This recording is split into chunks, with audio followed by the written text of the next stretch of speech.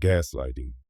Gaslighting refers to manipulation tactics intentionally designed to make a person doubt their own perception, memory, and reality. It is a form of emotional abuse where the manipulator purposefully twists the truth, denies past events, or distorts facts, causing the victim to question themselves. Over time, this tactic destroys self-confidence and makes the victim increasingly reliant on the manipulator's version of reality.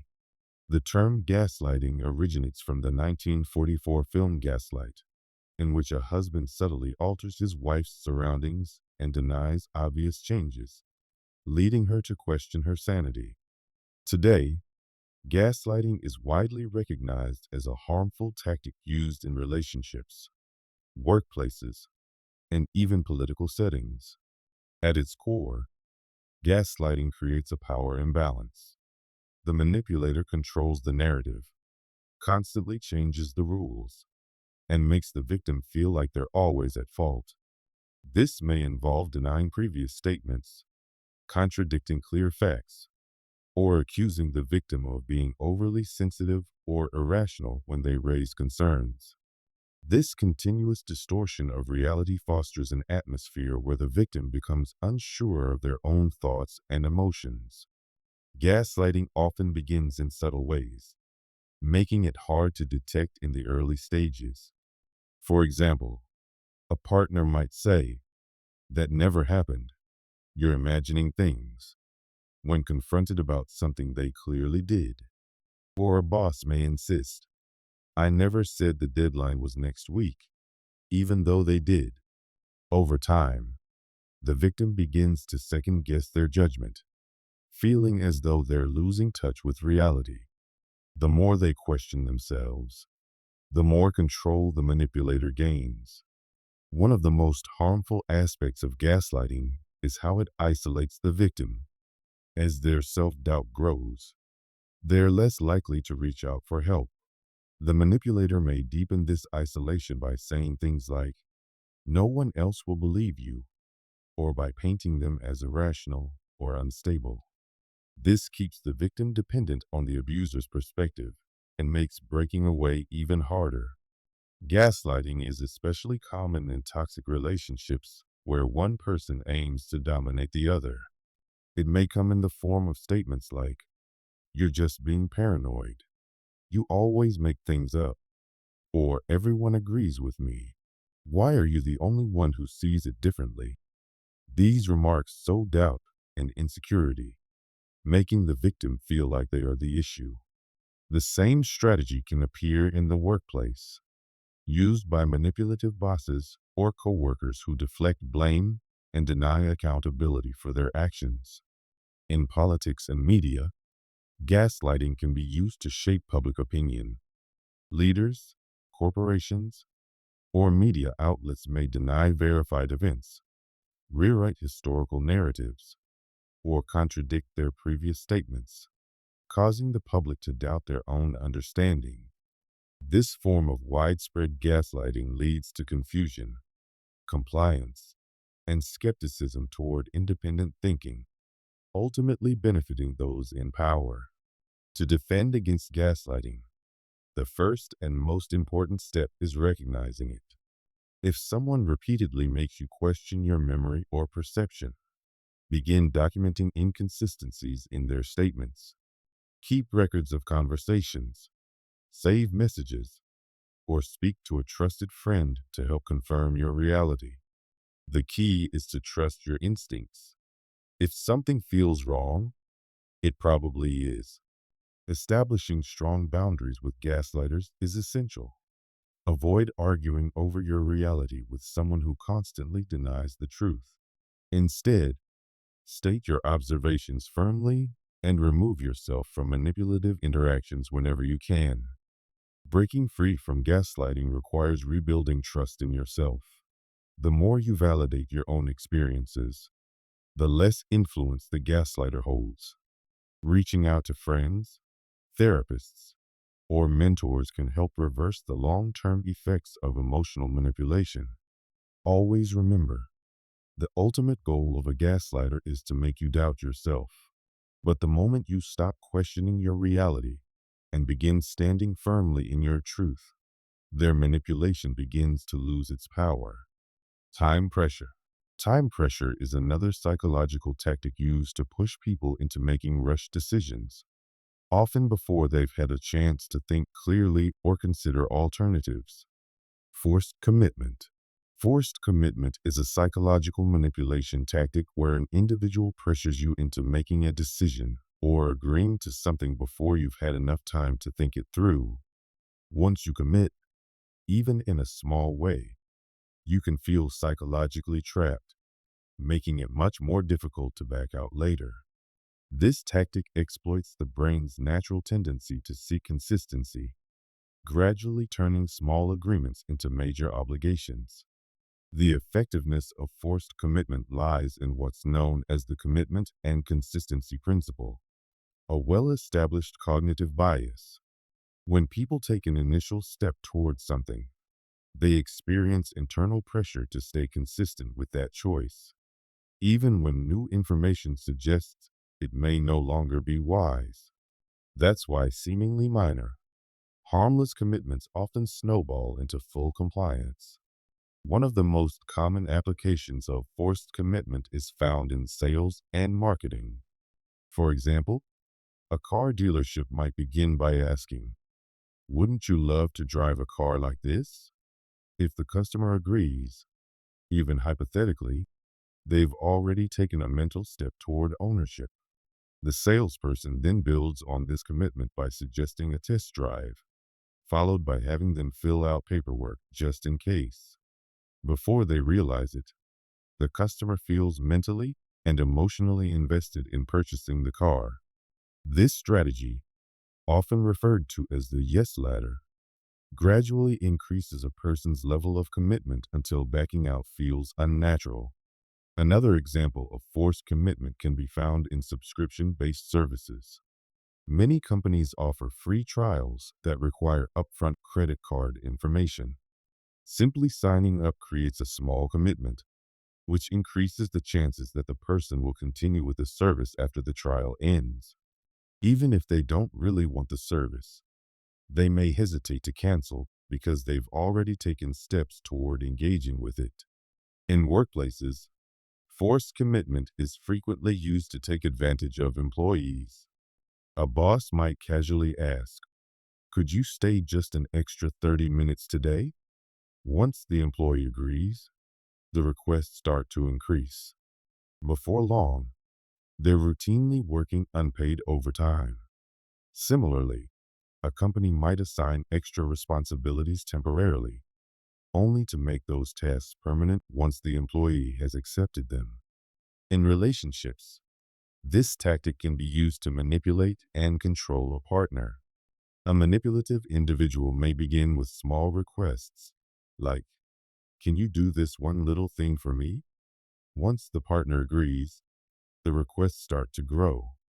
Over time, the victim feels a growing sense of obligation to meet increasingly unreasonable demands. In toxic relationships, forced commitment can escalate to the point where the victim feels completely trapped. Cults, extremist groups, and highly controlling organizations also rely on incremental commitment to recruit and retain members.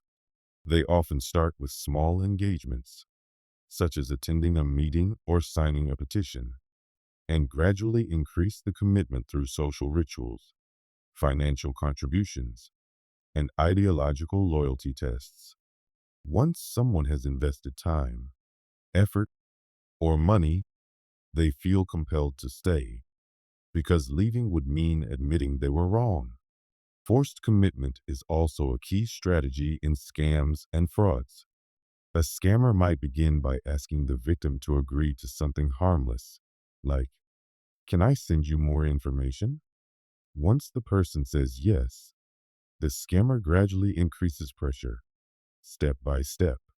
By the time money becomes involved, the victim feels so entangled that saying no becomes incredibly difficult. The key to protecting yourself from forced commitment is learning to recognize when you're being pressured into an early decision. Ask yourself, Would I still make this commitment if I had more time to think? If someone is pushing you to decide quickly, take a step back. Refuse to commit under pressure. And if necessary, say, I need more time to think about this. Genuine opportunities allow for thoughtful, informed decisions. Manipulative tactics rely on urgency and commitment traps. By understanding forced commitment, you empower yourself to break free from escalating obligations and to make decisions on your own terms. When you resist pressure to commit prematurely, you stay in control of your choices and protect yourself from psychological tactics designed to exploit your natural desire for consistency. Framing manipulation. A situation can appear completely different depending on how it is presented. Imagine a politician describing a policy as protecting jobs rather than restricting international trade. The wording shifts the emotional response, even though both statements may describe the same action. In marketing, a product labeled 95% fat-free sounds far more appealing than contains 5% fat, even though they mean the exact same thing. The human brain is wired to interpret language emotionally, so even small changes in wording can shape perception and decision-making. One of the most common uses of framing manipulation occurs in sales and advertising.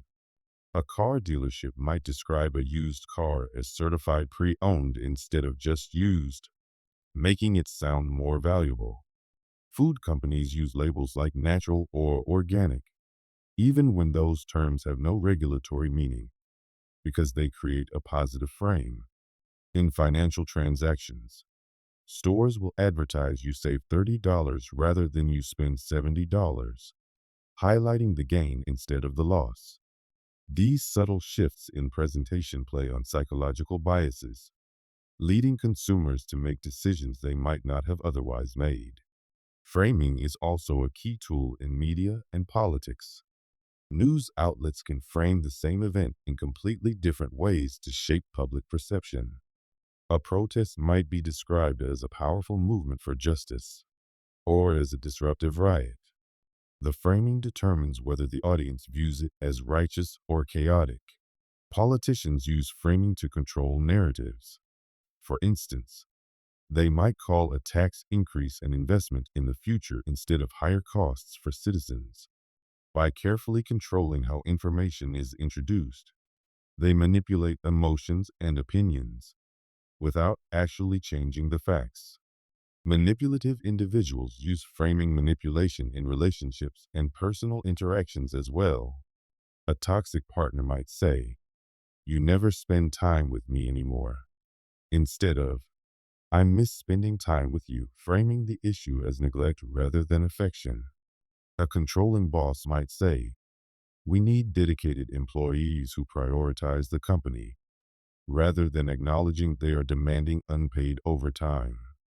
By framing their demands as positive values rather than unfair expectations, they make resistance seem unreasonable. The darker side of framing manipulation is that it can be used to justify unethical behavior. Governments might use military terms like collateral damage instead of civilian casualties to downplay violence.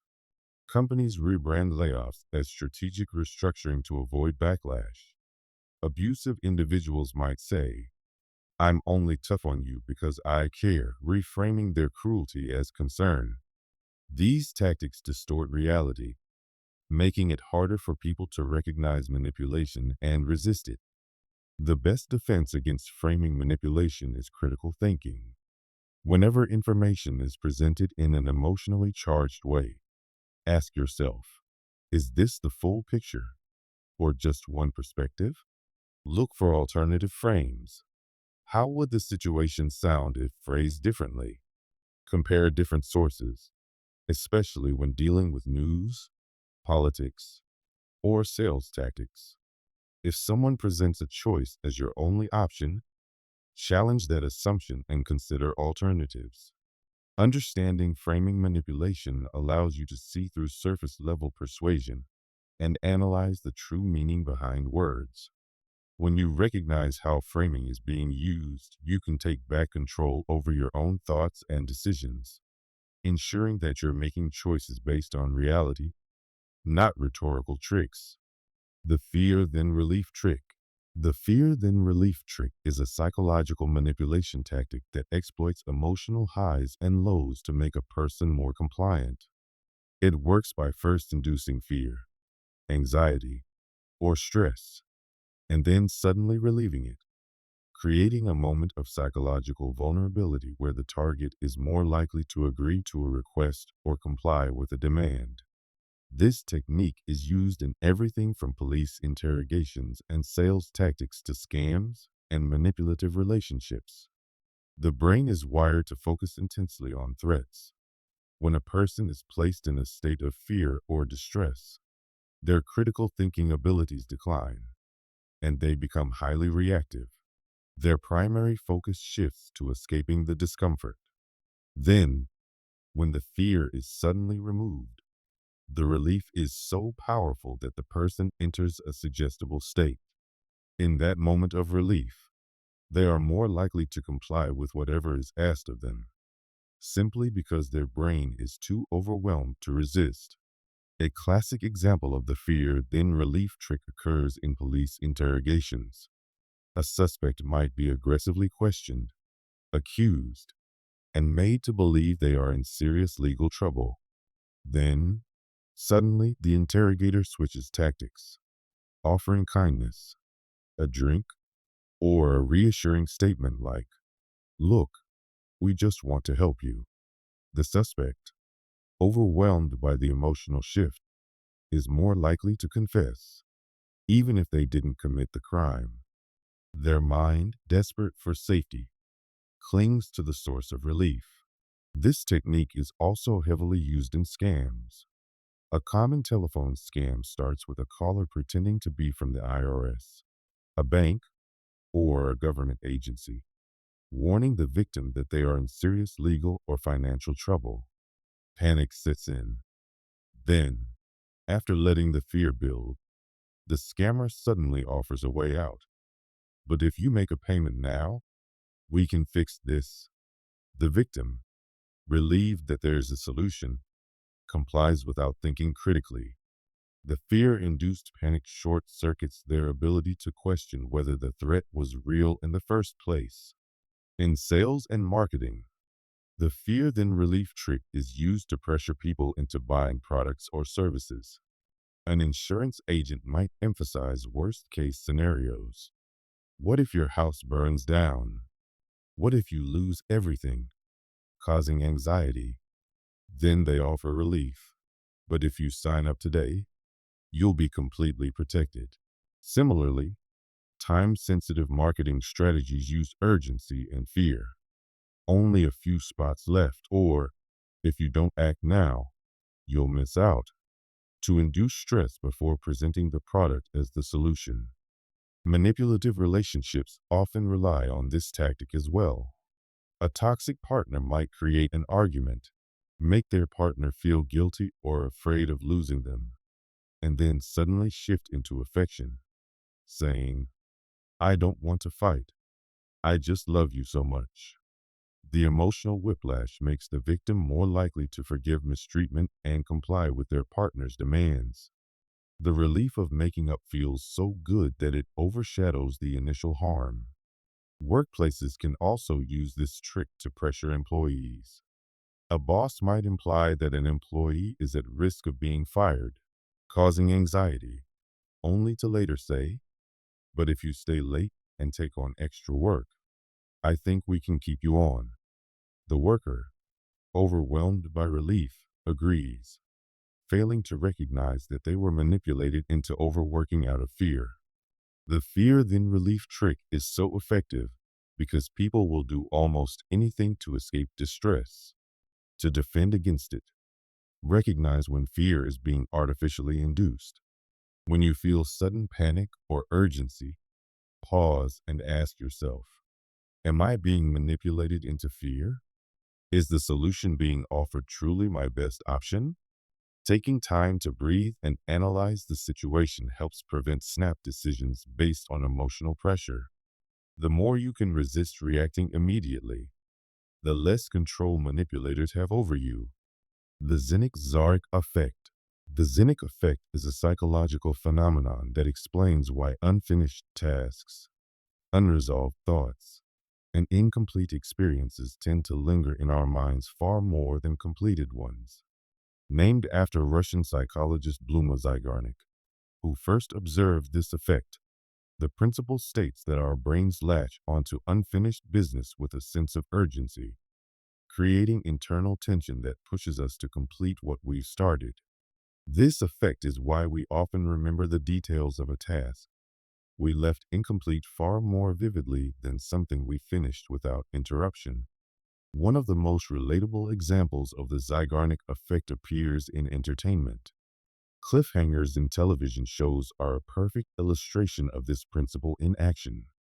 When an episode ends with unresolved tension, like a shocking revelation or an unanswered question, the audience is left in a state of psychological discomfort.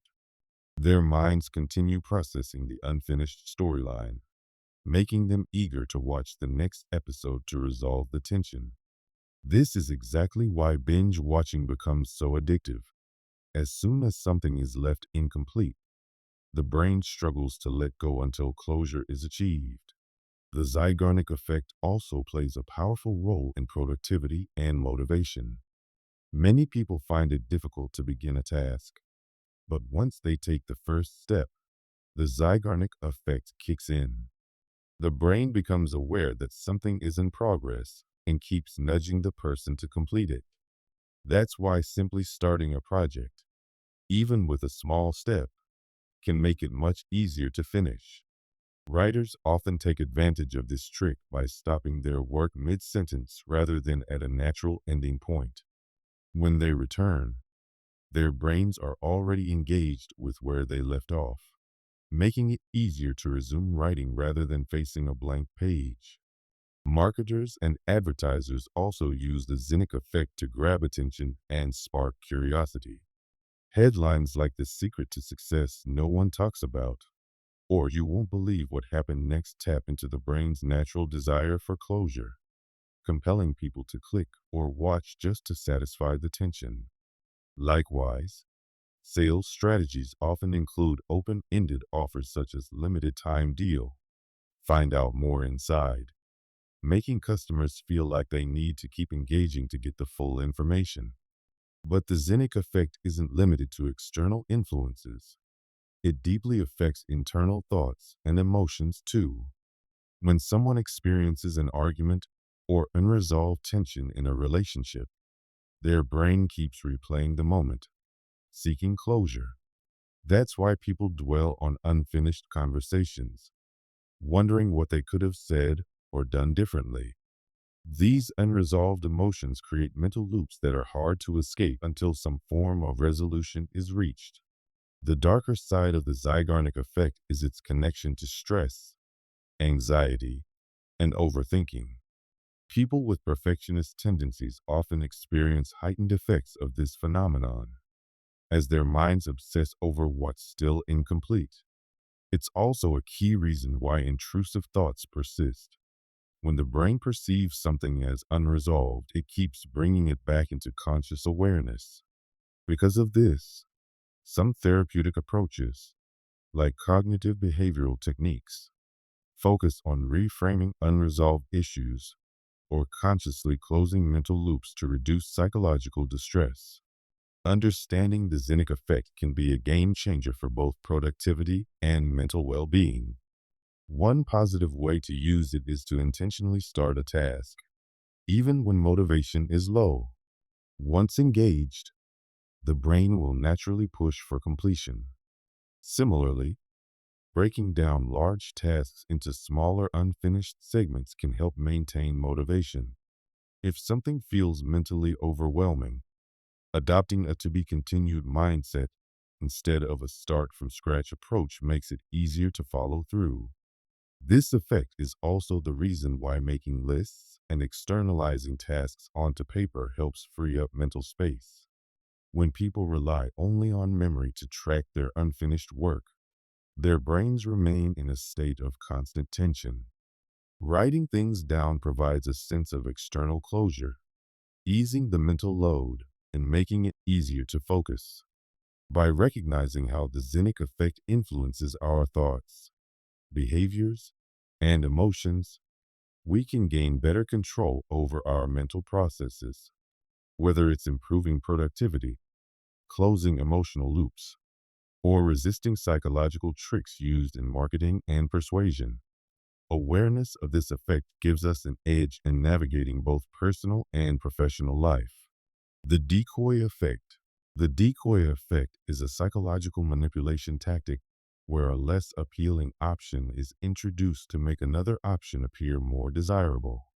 This method is frequently used in marketing, pricing strategies, and decision-making influence, subtly steering people toward the choice that benefits the manipulator.